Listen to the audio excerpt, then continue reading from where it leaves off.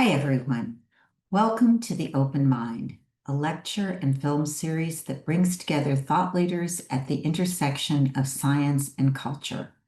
It is proudly sponsored by UCLA's Friends of the Semel Institute for Neuroscience and Human Behavior and the Resnick Neuropsychiatric Hospital Board of Advisors. I'm Vicki Goodman, and it is my pleasure to introduce our special guest, Owen Flanagan, author of What's It Like to Be an Addict? Understanding Substance Abuse. Owen Flanagan is an internationally acclaimed philosopher of mind, consciousness, the ethics and politics of addiction, and comparative philosophy. He also has firsthand knowledge of what it is like to be an addict. That lived experience, along with his wide-ranging knowledge, informs his book, What's It Like to Be an Addict?, that we will learn more about today. Owen is also the author of 12 books that have been translated into many languages and has lectured on every continent except Antarctica, which he has nonetheless visited. He taught for 16 years at Wellesley College, for 30 years at Duke University. He is joining us today, are you ready, from Abu Dhabi, where he is teaching at the NYU campus there, and it is 3 a.m. local time. Good morning to you, Owen, and thank you for getting up in the middle of the night to join us for this important program. We are also honored to have with us Dr. Larissa Mooney, Professor of Clinical Psychiatry and Director of the Addiction Psychiatry Division in the Department of Psychiatry and Biobehavioral Sciences at the Semel Institute at UCLA. Dr. Mooney also directs the UCLA Addiction Psychiatry Clinic and the UCLA Veterans Affairs Addiction Psychiatry Fellowship Program, where she supervises and teaches psychiatrists in the clinical management of substance use and co-occurring mental health disorders. Just a few housekeeping notes before we begin. Today's program will run for approximately 1 hour, with the last segment reserved for your questions. If you would like to ask either of the speakers a question, we ask that you please type it into the Q&A located at the bottom of your Zoom screen. We have nearly 1,600 people registered for today's program, so we thank you in advance for your patience. We will try to get to as many questions as possible. Our program is being recorded. It will be available for viewing on our website, friendsofsemelinstitute.org, starting tomorrow. There you will also find videos from past Open Mind programs, a calendar of upcoming events, information about the Friends Research Scholar Program that supports early career researchers at UCLA, and also the Open Mind Film Festival for high school students and our Teen Advisory Council. On behalf of both the Friends and Resnick boards, I would like to thank Owen and Larissa for taking the time from their busy schedules to share their knowledge and expertise with all of us. Now, let's all give a warm Zoom welcome to Owen Flanagan and Dr. Larissa Mooney. Thank you so much. Thank you for the warm introduction. And welcome, Owen. I'm really excited to be meeting with you and to have the opportunity to kick off the conversation this evening. As an addiction psychiatrist, I really enjoyed reading your book and hearing your perspectives. And I appreciated how you blended your personal experience with scientific knowledge to propose a more integrated view of addiction as a heterogeneous set of disorders with important psychological, biological, and social etiologies. So to start the conversation, could you share with us what inspired you or motivated you to write the book? Thank you very much, Larissa, and it's a pleasure to be here. Thank you, everybody, for your warm welcome. So this book was a long time coming. I have experience as an addict, and so a little over 18 years ago, I stopped using alcohol and benzodiazepines, which at the time I used together, and I was certainly alcoholic And I often took benzodiazepines for a very long time at more than a doctor's subscription. I was abuser, certainly, of both of those. And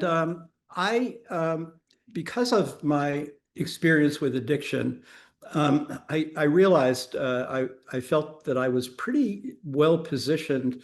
There are plenty of course, articles and books by people who are addicts, some of them splendid literature by great literary figures, many of which I read in trying to recover myself along the way. But I thought that I was fairly uniquely positioned for the following reason.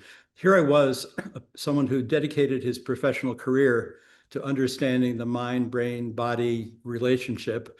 I kind of knew the lay of the land historically about how people had conceived of the relationship between the mind and the body and the brain. I'd studied a lot of neuroscience. I also had another expertise in broadly philosophical ethics. I was interested in, and I had written books once in active addiction about the meaning and significance of human life. So I kind of knew, again, what historically people had thought and what contemporary people, both in psychology and elsewhere, were thinking about what makes for well-being, what makes for human flourishing. Anyway, I knew that I wasn't doing it. I wasn't measuring up to any standards, historical or my own standards, for living a good human life, because I was just deep in active addiction. Once I came out of it, I thought, not only should I speak honestly about my own addiction and recovery, but that I also could bring to bear my knowledge of the sort of human sciences, the neuroscience and the psychology that was very valuable in my thinking about both my own addiction and generally, and also some perspective on issues like responsibility of addicts, when addicts feel shame, when there's stigma, things like this, about which there's lots of conversation, but I found it often just unhelpful and sometimes glib. So that was the sort of general background behind the story. I'm happy to say a little bit more if you want to hear about the sort of nature of what it felt like about the addiction from the inside. Yeah, it would be helpful to hear a bit more about, for you, what were the major impacts, and then what inspired you to seek help or to start on a journey of recovery. Thank you. So maybe I can start at the end, because what the end was like. The end was worse than the other times, but it wasn't entirely different in kind. At the very end, I was alone. I had lost a marriage. I had lost a lot of things. I had not lost my job. I somehow kept doing my job. And many people, of course, will say to me, like they say to many addicts, oh my gosh, how are you so productive? How did you have a good job at a high status university? How did you write so many books? Many of us are strategic and know how to function. And so when one hears the idea of high functioning, boy, I heard that a lot, but I never felt that. I felt low functioning in all those years. But at the very end, I would go to bed every night alone. I would basically go unconscious. If I was awake during the day, I was dosing. I was maintenance dosing alcohol and pills. I would go unconscious. I'd wake up in the morning at 6:30 a.m. and I would think, never again. Today is the first day of my sober life. And then within 20 minutes, I was behind the wheel of my little car on the way to the BP station, where I bought 4 cold Heinekens, drank one as I got back into the car. If you ask me now to slug down a club soda, I can't do it. But a 16-ounce Heineken I just needed, and it went down. And then I was off on my day, had another beer or two in the morning by 7:15 a.m. And every day was like that. Every day I went to sleep. I went unconscious from drinking. I woke up with resolve, and 10 minutes later, I couldn't hold the resolve. And eventually, there were 2 men who I had met in Alcoholics Anonymous who loved me. They kind of sat with me at the end they knew it was unclear whether I was going to die. I often thought I could die from this, although I would think thoughts like very rational thoughts like, huh, if you're dead, you can't drink, but I live to drink. So I was just had lost it. And but those two men loved me and brought me back into going to AA meetings, and eventually I got it. But I will say this: for the first 6 months after I didn't use alcohol, if I was talking to you, Larissa, I was also looking right through you to a bottle of vodka that was behind you. So my cravings were very persistent for a very, very long time. But it really had to do with the community of fellow addicts, people with experience with addiction, and also great psychiatry help that I got better. I often deluded myself, by the way, and you probably hear this all the time. I thought for a very long time during the 20 years of active addiction, sometimes on, sometimes off, that I had a dosing problem. I'd say to myself, there's some magic potion between 5 and 15 of this, that, and the other thing, vodka and wine, pills and vodka, 2 bottles of wine, 6-pack of beer, 2 pills. It was insane. Of course, there was no right dose for me. I was at least one of the examples of people who have to abstain. Yeah. So now I don't do that. So it sounds like for you, AA had a really profound impact and influence, but also some treatment professionals, and you're sharing some of the ambivalence that's common with addiction, and the battles that people have in their mind, and the rationalizing how to get through their day. Was there a sequence, or was there a time when you rejected AA, but you were in the Yes. hands of professionals, or vice versa? Yeah, thank you for asking that. So I had a very unusual situation in relation to AA that is just a remarkable personal history, which was that, well, first of all, because my tendencies go philosophical, by the time I was 13 or so, I was not religious any longer. I'd been raised in a very good Roman Catholic family. I was quietly lapsed. And meanwhile, my father was the accountant for Alcoholics Anonymous in New York City.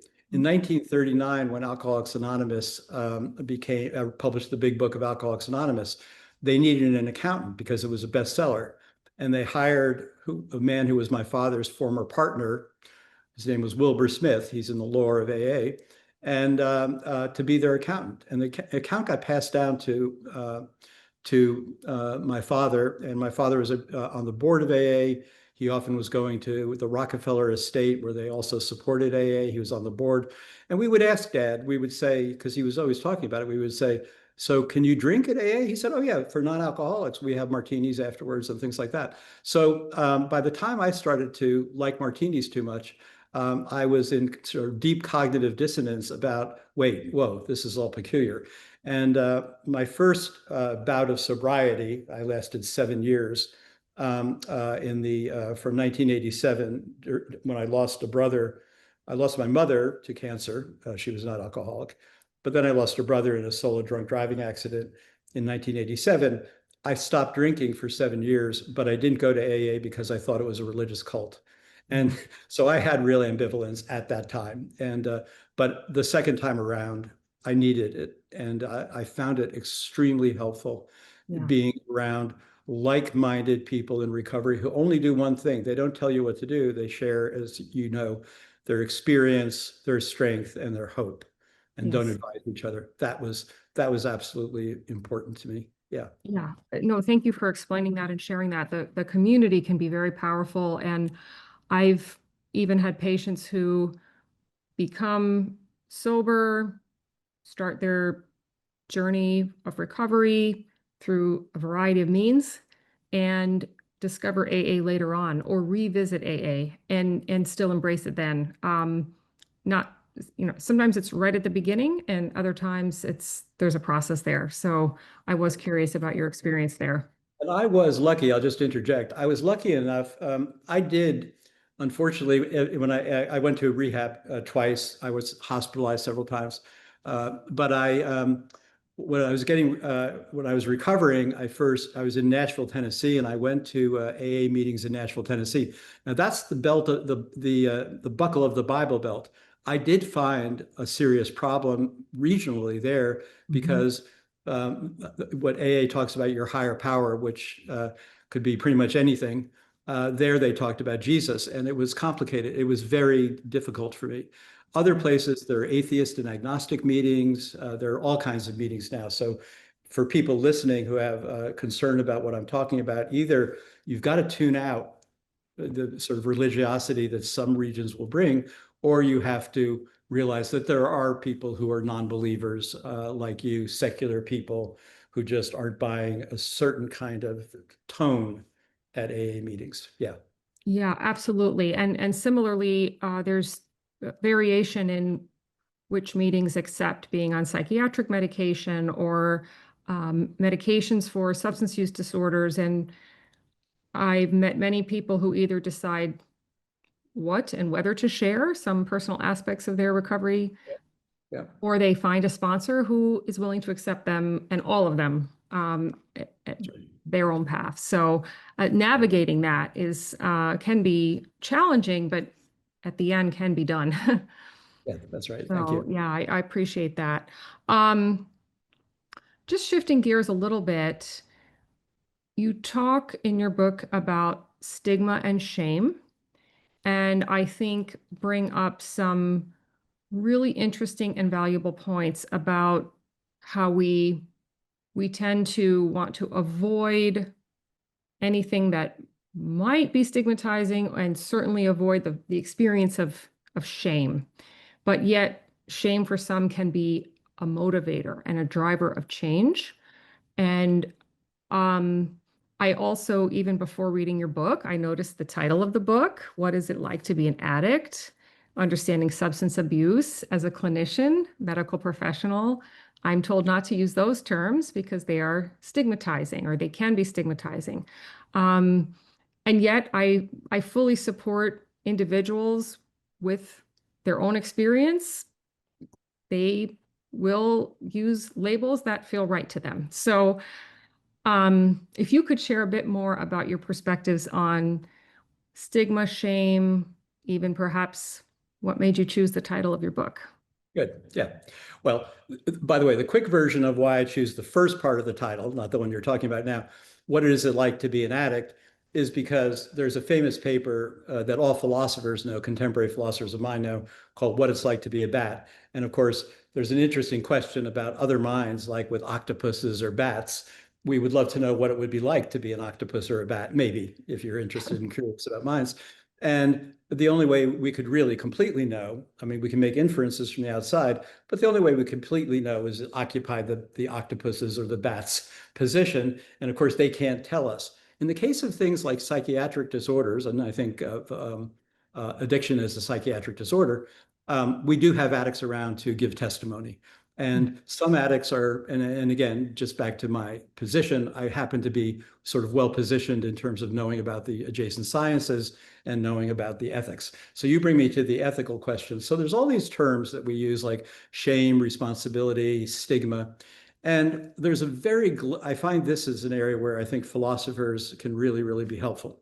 Well, first of all, let's just start with stigma, and as you just brought up. So as people will know, we don't use the word addiction anymore in addiction science and addiction clinics. And the reason for that, if you just read the literature, is because it has been found, as Larissa just said, stigmatizing. Now, what does that even mean? Well, a stigma just means a mark, and a stigma just means a negative mark. So let's just think for a second. If you say things like someone is sloppy, that's a negative mark. Some people will think it's a really bad thing. Some people think it's not a very significant thing. She has poor manners. Some people think it's a significant thing. Some people think it's just a mark. It just involves a negatively valenced judgment or opinion about something. So there's nothing serious yet. Now, what about states like being a drug addict or an alcoholic? Well, those are usually negatively valenced by the society. So they bear a mark. And actually, if you ask young people, what do you want to be when you grow up? No one says an addict or an alcoholic. They might want to say, I want to be like a power drinker, or I want to be like a really cool user of recreational drugs. But no one says they want to be an addict or an alcoholic. And the reason they don't want to do that is because the culture marks these things as not desirable normative states, and they themselves actually share the opinion. So right out of the gate, there is a negative opinion held by usually the person who is eventually maybe going to become one, and the culture themselves. So that's like point number one. Point number two is, you and I laughed about this when we first met a little bit. So I talk about a Surgeon General's report a few years ago, which I thought was a really excellent report, but the title of it was something like Drug Abuse and Addiction in America. And within the first 4 pages, the Surgeon General said, now the word addiction, he didn't mention that it was in the title, is a word we don't use anymore. We now use substance abuse. But then 15 pages later, and he said that was because the word addiction had become stigmatizing. Then he said, but so we use substance abuse. Then 10 pages later, he said, now that has become stigmatizing, so we use substance misuse. And the first point here is that I would want to make is, I guarantee you whatever new word you use will become stigmatizing because it's negatively valenced. It's just guaranteed. It's guaranteed by the sort of social order that it will be negatively evaluated. So just stop worrying. There are issues about degree of stigma and how much you should mark it as negative and under the person's control. And that takes us to the issues of shame and responsibility. So with respect to shame, there is a global, in my study of cross-cultural ethics, one will notice shame is actually thought to be a fairly healthy mental state across almost every culture except among North Americans. Among North Americans, in the psychological literature, it's thought to be a global negative evaluation of the self. Nowhere else is it thought to be that way. It's thought to be something like this. If my mother says to me, Owen, you ought to be ashamed for not sharing the blocks with your sister Virginia, well, she's just telling me that in the domain of sharing blocks with my sister when we're playing as children, I ought not to be selfish. It doesn't mean she's not telling me I'm a bad person. And so I think that just carries over. So the concepts of shame and guilt are close to each other. We shouldn't want to say to people that you shouldn't feel bad, either ashamed somewhat or somewhat guilty for the life that you're carrying on, if you judge it to be a negative life and those around you are rightly judging it to be a negative life. So I just think these are not going to go away. And now the problem comes from too much emphasis on the disease concept. And that's where the glib inference comes in. People say, well, if addiction or abuse or misuse is a disease, we don't think people are responsible or should feel ashamed for their diseases. You shouldn't feel ashamed if you have colon cancer, and that's true. But if addiction, I prefer disorder, by the way, you know that, than disease. But if addiction is a disorder or even a disease, it's not like getting colon cancer. It's more, and in rooms of AA, people are good about this. They say it's maybe like getting type 2 diabetes. You're not born with cells that don't produce insulin. What happens is that due to sort of the lack of exercise, poor diet, life choices, you now have a condition which is now still under your control to a certain extent. It will be hard to control your type 2 diabetes, but you can do it by change in diet and exercise. And I think, and that's where any good type 2 diabetes doctor will say to the patient, now this is what you have to do. I can't take you out there and change your diet and exercise. And I think it's exactly the same way with the responsibility of addicts. There's a way that addicts, it would be really hard, but you have to leverage your own agency. And every addict I've ever met thinks they are responsible for getting out of their addiction. They'll need help, but they think they've got to do it. They've got to participate in the activity. So that's exactly the general view of the ethical domain here. Yeah, no, thank you for sharing that. And I've certainly struggled with some of these issues as a clinician, as a psychiatrist, and also had to learn my own limitations. I can offer tools, recommendations, advice, linkage to care. But you're right, it's so much of the change comes from the person. and has to be the right time for them, and their path may be very different from one person to the next.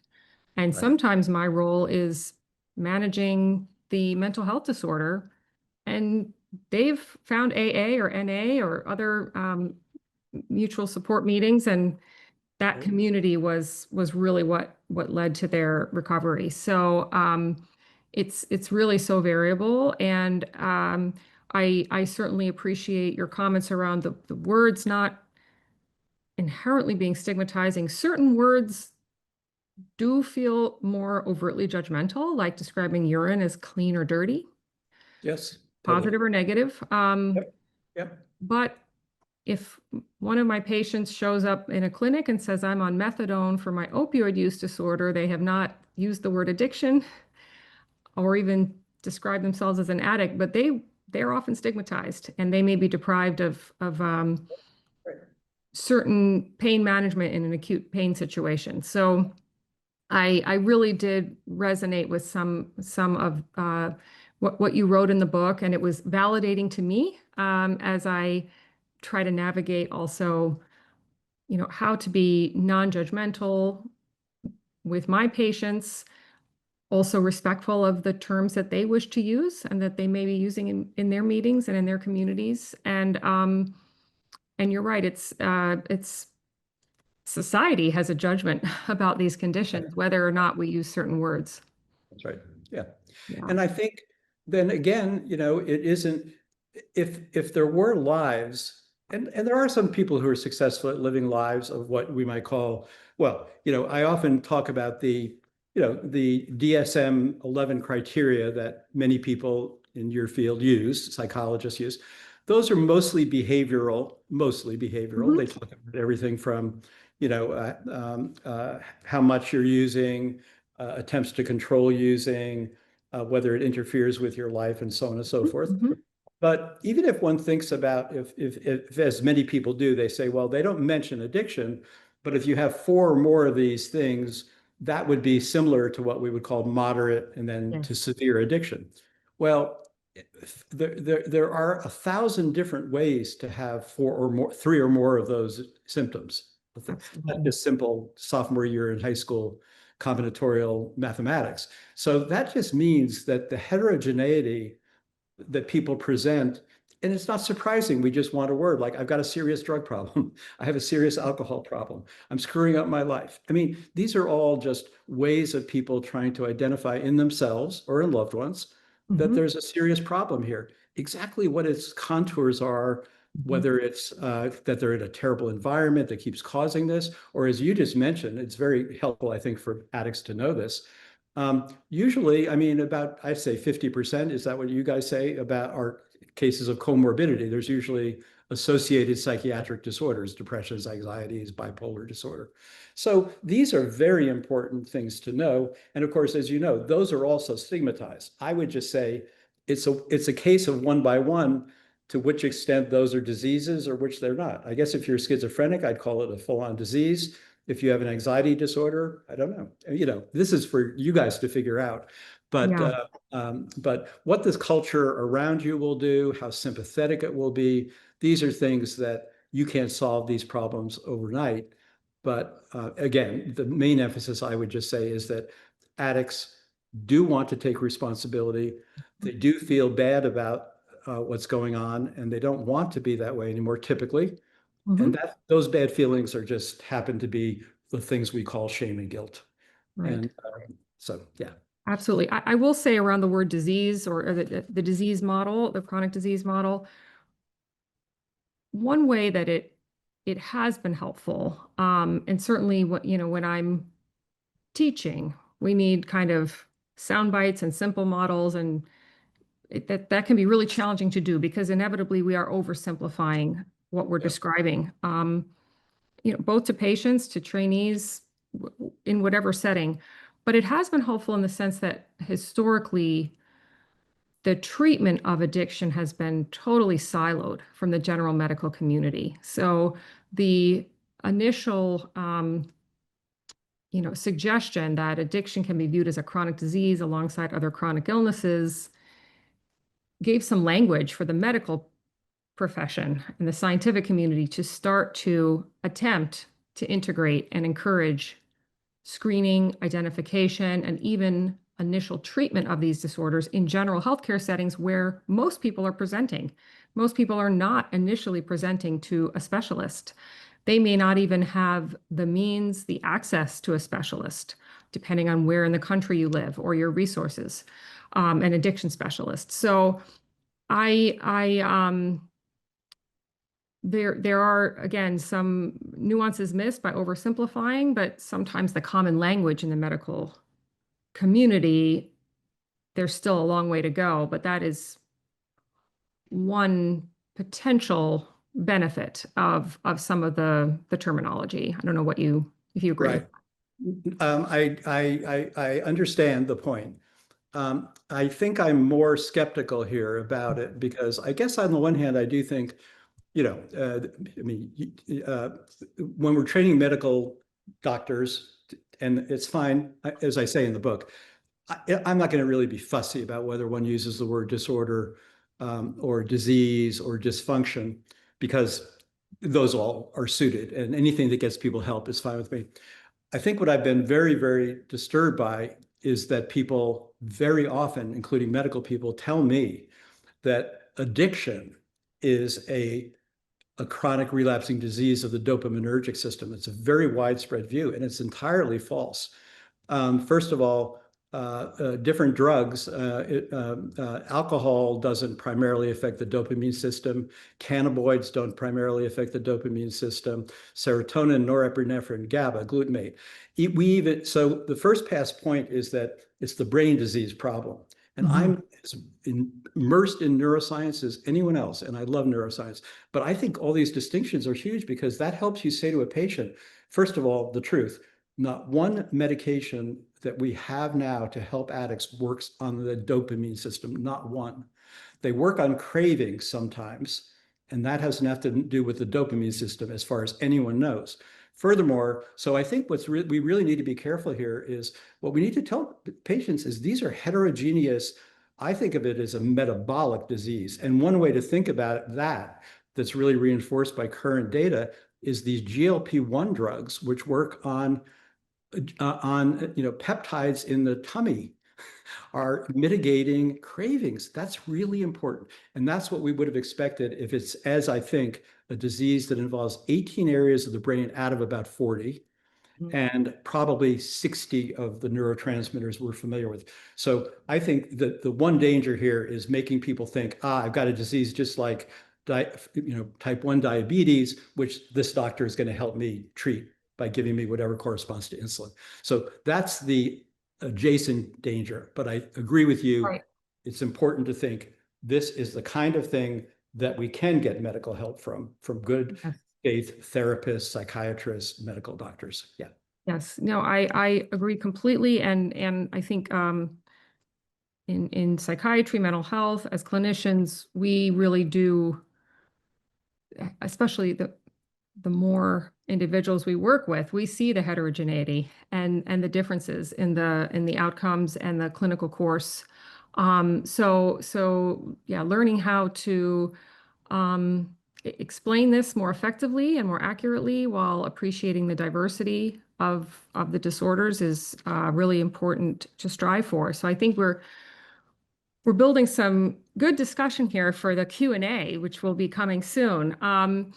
As we lead into that, a couple more questions for you. What are some key takeaways that you would like to share to provide hope for individuals with addiction and their friends and loved ones? I mean, you touched on this, but I think it comes across in the book, your hopeful message. There's even a chapter about hope. So what would be your take? So I think once we acknowledge what Larissa, you've been very helpful bringing this out. Once we acknowledge that there's just not one thing that is addiction, the word we're using for today, and that I use in the title. that there's just not one thing that is. First of all, there are many, many different substances to which people can become addicted. There are, of course, many activities, and I don't discuss any non-substance addictions in the book. Those are also a heterogeneous lot, internet addiction, sex addiction, gambling addiction. These are all absolutely fascinating, and they don't involve substances that have molecules that are meeting your molecules. So that makes them really complicated and interesting. But I do think that education has gotten so much better since I was a boy. I remember being in college and a classmate wrote a poem about an old sot. And I thought, what is an old sot? And I remember looking it up, and it said something like an old sot is an alcoholic. I thought, I never met one of those. I never heard of that. Now, I was completely uneducated. So I think one thing we're doing now that's good in schools is colleges now tell young people, they try to at least give information about, how much, alcohol the average boy or the average girl, depending on body weight, could take and get through the night. I never knew that. We made something in college, I might have some college friends listening, called King Kong Punch, which was any liquor you had in the house, you just poured into a big punch bowl. And I don't think we had any education whatsoever about whether that was good for you, bad for you, or not. I think the culture keeping on top of trends, like I just read in the paper yesterday, cocaine is back in a big way. Another thing is to distinguish between, have educational systems which distinguish between addiction and general drug misuse. So most people know this, but I mean, most people don't know this. About 75% of the social costs of addiction are borne by just college students getting drunk, or people who aren't even addicts taking fentanyl and dying of overdoses. So I think education is really huge here. I wish I had a little bit of drug education in my life. But I do think there's hope. About 50% of the people who would fit the description of being addicts get better. And people might be fearful that they don't, because you hear terrible rates of people coming out of rehabs and hospitals and things like that. But most of them do get better if they keep on trying. They keep leveraging, sometimes with mental health workers, sometimes with good cognitive behavioral therapies, motivational interviewing, or going to AA or NA. So there are institutions out there, and I think we should just be welcoming to all those different ways and techniques of bringing people together in solidarity. I'm a big fan both of medication for cravings. I think that's an area where it's just hugely helpful, and no one should resist them. Technically, they are considered what's called an outside issue by AA and NA. But Larissa's right. Depending on what region of the country you go into, they'll say things like, oh, no, you're taking that, such and so, you shouldn't do that. But that's a local rules thing, not an official position of AA. It's especially important in the case, of course, of narcotic addicts, that they have access to replacement opiates like methadone and things like that, because the chances of overdose are huge. So I think that if we are sensitive to the fact that this is a large 16.5% of Americans probably have a serious substance abuse problem at some point or other in their life, that's huge. That's like 1 in 6 people you know. You love those people, and they love you, and they want to be in solidarity and relationships with you. So those are grounds for hope, of just paying attention to each other, what we need, and using the mental health, psychiatric resources, and the free communal resources of AA and NA if you find them useful. Yes, thank you for saying that. And I couldn't agree more. They're all complementary. I mean, most of the approaches that people find helpful, therapy, medication, community-based groups, support groups, I say, this is a menu of options. And whatever the person is interested in trying, we can pull them together and start to come up with a plan. And when the plan isn't working, we can actually change the plan, and don't give up. Right. So I always feel optimism for individuals with substance use disorders, and such a treat to be hearing from you today. I think we're at a good point that we could shift to Q&A, unless, are there any burning highlights of the book that I didn't cover in my questions with you? Something else you would like to share? I can't think of any, but then again, it's 4:45 in the morning here, so I don't know. But I'm happy to answer questions now of any sort. So thank you Okay, very much. Yeah. great. So I will start to go through them. I think the first one is around AA not condoning psych meds. I think we did cover that one. More and more, in my experience, patients are, if anything, finding that being on psychiatric medication is more acceptable sometimes than the medications for opioid use disorder like buprenorphine and methadone. And then we suggest navigating and try a different meeting or decide what you want to reveal at first and get what you can out of the meeting and eventually find individuals who will accept you.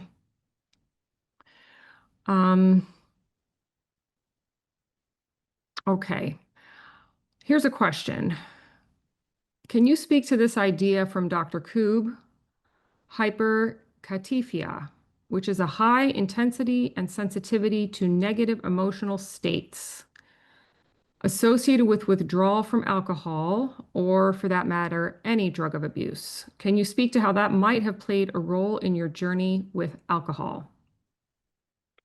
So right, so Dr. Koob has does wonderful work on the dark side of and the dark emotions that are experienced during not only withdrawal but just well, I guess it would be you know, quick going cold turkey, we might, as they call it, talk to it in the place. There's lots of problems with going cold turkey, but I mean, Dr. Koob's work in general is about the importance of stress hormones in the both those are activated. Again, it goes back to things like there's not one simple thing, which is, for example, the activation of the dopamine system, the dopaminergic system. There's all kinds of general activity throughout the body, including stress hormones. So we know stress hormones are things like cortisol. You wake up in the morning, your adrenal glands are filled with cortisol, ready to meet the day. Back in the day, it might have been a dangerous day, when you were coming out of a cave at the end of the Pleistocene, and you've got to be ready for stress and fear and flight. Anyway, those get quite unregulated just by the amount and the irregularity and quality and quantity of substances that addicts across the board take. So this is just a general problem, both in active addiction, people are all over the place emotionally, and then it's also very, very common in recovery to actually, I remember this, so this is, since you asked the question, I mean, I don't know, because I can't introspect my stress hormones from my other hormones, but I remember I would describe myself as an extremely unstable weather system, and I never knew early in recovery whether I was a hurricane, a lightning storm, a slow, mushy, humid day, or it was all bright sunshine, and it could vary over a 15-minute period. So these are the kind of things I think that, psychiatry is very, very helpful in helping us understand. And of course, some of them may well be, as it is the case in 50% of cases, those comorbidities. So, there are not all cases of addiction are addictions to mitigate an underlying psychiatric problem, but probably 50% are. I mean, Larissa is an expert on this, I'm not, but that's what the statistics say. So insofar as those are the underlying issues as well as an addiction, you got two things going. Curing one doesn't cure the other. And again, that's where good psychiatric care is necessary. Yeah, absolutely. And there's an additional comment about Reddit having a, quote, stop drinking forum, where the mantra is, I will not drink with you today. And folks repeat it to each other. I appreciate how you mentioned community as important. That's great. I think that's great. Yeah. What are your thoughts on compartmentalizing? Was it a good thing or a bad thing to your recovery that you were able to hold down your job? On the same note, did you share your struggle with your employer? The answer to the second part, I never shared my struggle with any employer. I understood that I was worried. I guess I just put it that way. I was always worried that I would just completely fall apart at work and not be able to do my job, not to show up. And there were close calls. I'll just put it that way. There were close calls, and some people probably protected me some. There's a lot of damage to oneself and to certain relations that one does over the course of one's a long addiction career. I haven't entirely sort of still to this day, 18 years, 19 years into my recovery, sort of completely excavated or explored that. I'm not sure if I ever will, but the answer is, yeah. So did I compartmentalize? There's two different senses of compartmentalize, maybe. One is, did I often think something like, I've got an interesting drinking thingamajig going on, and I didn't want to call it alcoholism, say. I did that. I did what you might call that more rationalization. And that was where I kept thinking, I just got to get this under a little more control. I don't want to wake up feeling as bad as I do, or I want to be able to really wait successfully until 5 o'clock to drink and take my pills. All those things, I did a lot of that. It was impossible for me by the end not to be aware 24/7, more or less, that I had a very, very serious problem that I was having trouble getting control of. Yeah. Okay, next question. I dated a man who was sober with an ex from alcohol, yet used marijuana daily. I think that might have been a typo. He went to rehab and they called that California sober. Can you comment on whether it's okay to be relying on one substance if you have addiction tendencies? This man ended up using meth after a few years. Yeah.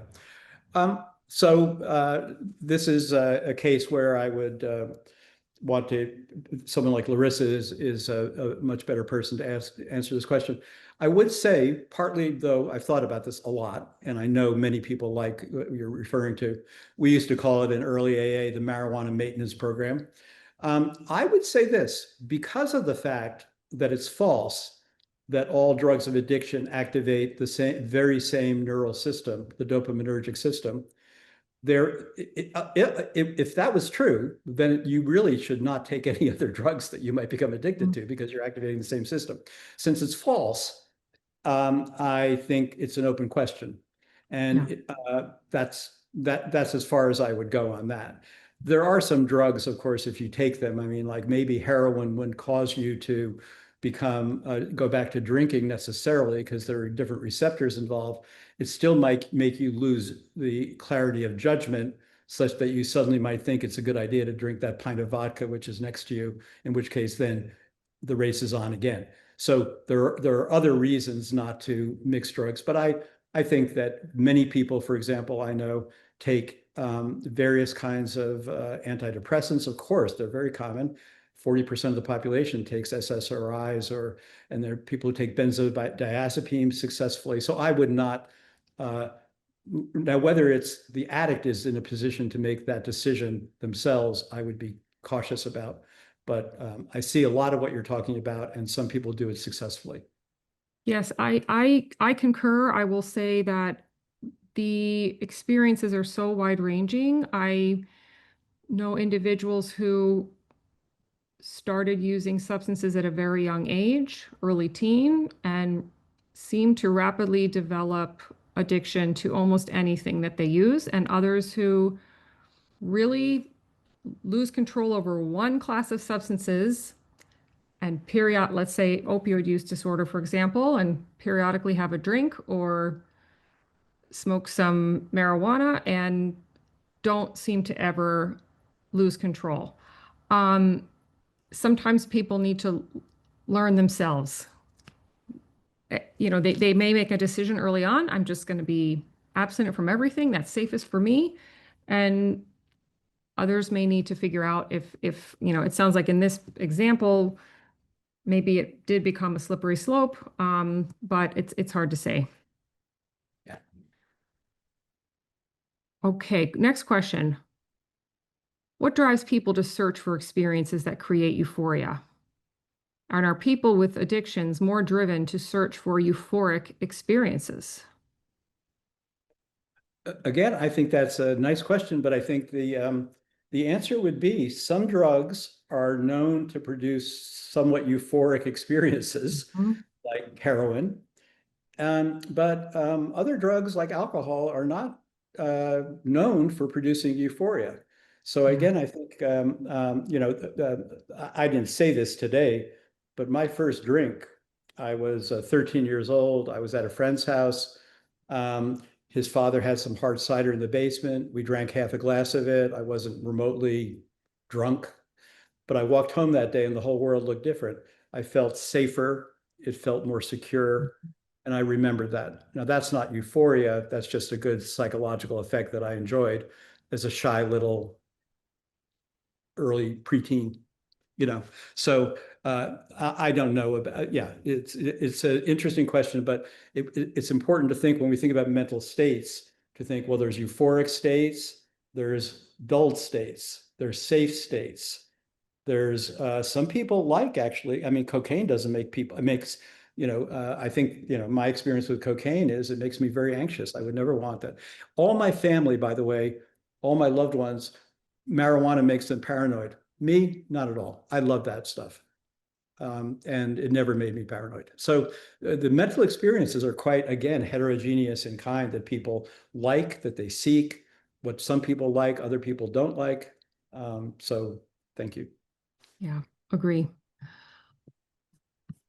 What advice might you have on how treatment court participants and professionals may find a more common language of accountability, understanding, compassion, and strength-based recovery?